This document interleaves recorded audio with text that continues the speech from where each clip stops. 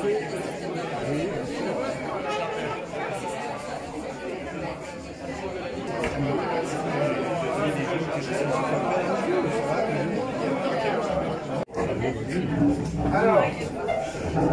bonsoir à tous. Bonsoir à tous, du coup. Je vais commencer par vous remercier déjà toutes et tous d'être venus si nombreuses et si nombreux ce soir. Ça me fait extrêmement plaisir. Pour ceux et celles d'entre vous qui ne me connaissent pas, donc si mes calculs sont bons, ça doit faire à peu près 90% d'entre vous. Je suis Benjamin Paul, je suis secrétaire de l'association Moins de 100.net. On est ici ce soir autour de 2 livres. Alors Gaz de Fred Radef et La génétique du sens de Paul Auberson. L'idée justement qui motive Moins de 100.net, c'est une réflexion par rapport au support de la lecture et à notre rapport au livre. Hein, vous savez sûrement que c'est un rapport qui, pendant l'histoire, a beaucoup évolué. Hein. On est passé dans le début de l'Antiquité de l'oralité à des rouleaux de papyrus, ensuite au codex, aux livres, aux feuilletons, aux livres de poche, aux liseuses, etc. Et ce support sans cesse en évolution, aujourd'hui, doit répondre vraisemblablement à tout un tas de défis contemporains. La création de Moins de 100.net, c'est ce qu'on a résumé dans ce slogan « On vend ce qu'on donne et on donne ce qu'on vend ». On avait envie de proposer un moyen d'aller un petit peu à contre-courant. Donc l'idée, en fait, c'est simplement, assez facilement, de mettre à disposition gratuitement sur le site internet moins de 100.net les versions PDF que vous pouvez donc télécharger, éventuellement imprimer, une version liseuse et une version HTML que vous pouvez consulter directement depuis votre ordinateur ou votre téléphone, afin du coup d'avoir un accès à l'œuvre qui ne soit pas médiatisé par un achat et par un support matériel. Ça, c'est donc la partie où on donne ce qu'on vend. De l'autre côté, on choisit ensuite de vendre ce qu'on donne, puisque la possibilité reste toujours ouverte, d'acheter le livre matériel, au sens où en fait on essaye de miser sur un soutien, un attachement au livre, mais qui soit en fait d'ordre plus amical, d'ordre plus familier, et qui ne soit pas une contrainte préalable à la lecture de l'œuvre. Alors, je vais maintenant laisser la parole à Manuela Steinmetz et Thierry Regnas, qui vont vous lire les extraits des livres. Et je vous remercie encore une fois, un peu protocolairement, mais très sincèrement, d'être aussi nombreuses et nombreux. Et j'espère que vous allez apprécier ce que vous allez entendre. Merci beaucoup.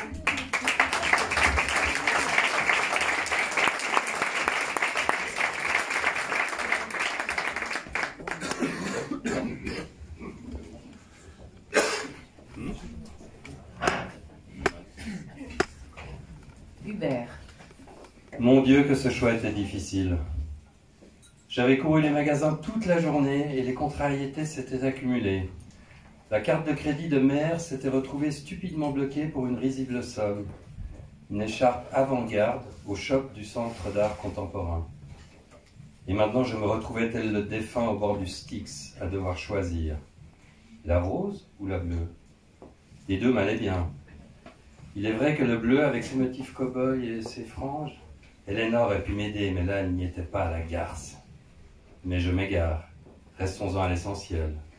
Rose ou bleu? Hamid. Réveillé de mon évanouissement au milieu des cadavres. Je ne sais pourquoi. Une stupide ritournelle de mon enfance m'assourdissait, lancinante, et je ne parvenais pas à m'en débarrasser. Je m'extrayais prudemment et à grand-peine de ce tas de corps suppliciés, de leurs viscères, de leurs cervelles, de leur merde, au milieu d'un hallucinant concert de mouches. J'essayais de ne pas reconnaître dans ces visages figés par la souffrance les voisins du village et les membres de ma famille. Enfin, la clarté de la lune. Je sortis de ce charnier et j'étais devenu un démon. Hassen. J'avais enfin identifié le problème qui rendait ma Land Rover aussi mobile qu'une termitière. Il fallait que je réduise ce joint de caoutchouc de quelques millimètres, sans quoi la pompe à essence continuerait à refuser de s'amorcer. J'avais les mains gercées par le froid, c'était navrant, une situation pareille en plein Sahara. Je me mis à limer la petite pièce en plastique avec l'énergie du désespoir. Faute de quoi, on allait me retrouver tout sec un jour. Saleté de Tanezrouft, saleté de désert. Honorine. Non, pardon, Helena. Désolé. Je croyais avoir touché le fond, mais non. Après tous ces galas de charité, toutes ces soirées spéciales où Hubert me présentait à ces messieurs haut placés, alors qu'il m'avait déguisé en pute de luxe, aux talons et jartelles, une jument pour des étalons fatigués, je me sentais si lasse, et pas du tout lascive. Il entre dans la salle de bain et se lave les dents avec une bouteille d'eau en partie gelée. Il s'observe dans la glace poussiéreuse, mal rasé, l'œil sombre, la joue marquée de suie, l'allure d'un trappeur du Grand Nord. Une scène lui revient en mémoire.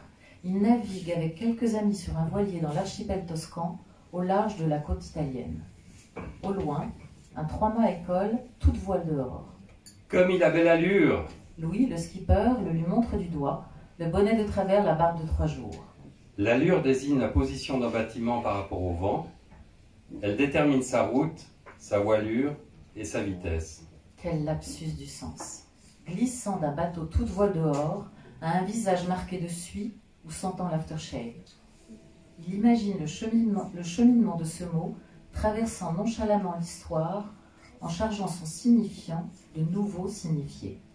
Belle allure d'une personne élégante, drôle d'allure d'un excentrique, à toute allure d'un véhicule rapide, deux sens sans lien, réconciliés par leur origine maritime. Le français, quand il s'est agi d'unifier l'orthographe, a choisi de faire primer l'étymologie sur la prononciation, différent en cela de l'italien qui s'écrit comme il se dit. Les mots ont une origine. Connaître leurs ancêtres, leur vie, permet de comprendre leur polysémie. Ils possèdent un patrimoine génétique, clé de leur sens et de leur orthographe. Ils pensent à Foucault et son archéologie du savoir, à la nécessité de connaître l'histoire et la préhistoire des concepts pour en saisir la portée. Plutôt qu'une archéologie qui étudie le passage dans le temps, sans examiner la matière, les sens des mots et des choses, il imagine une génétique. Une étude du capital signifiant des mots intrinsèquement unis à leur évolution et directement influencés par leur environnement culturel. Il saisit une intuition fulgurante, celle de la génétique du sens.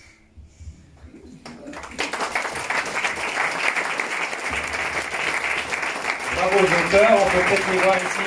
Paul, Fred.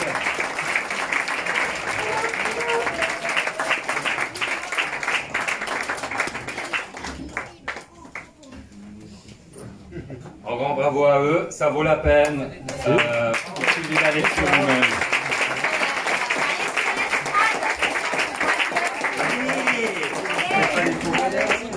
Voilà, allez.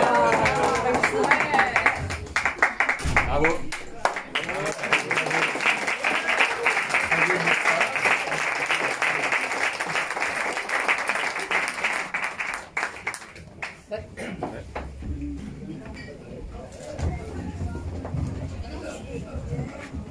Là, bravo à eux.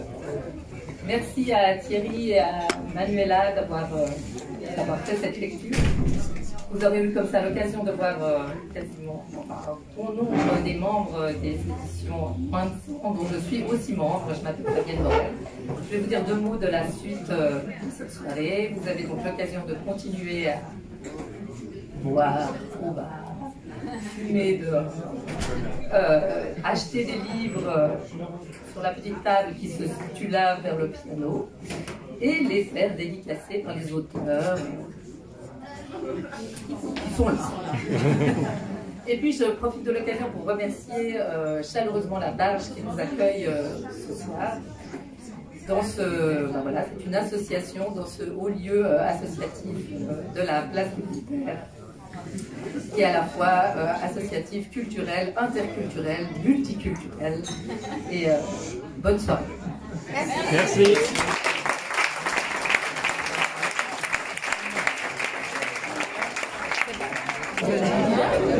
On a peut-être dû leur dire qu'on était aussi ouvert à des...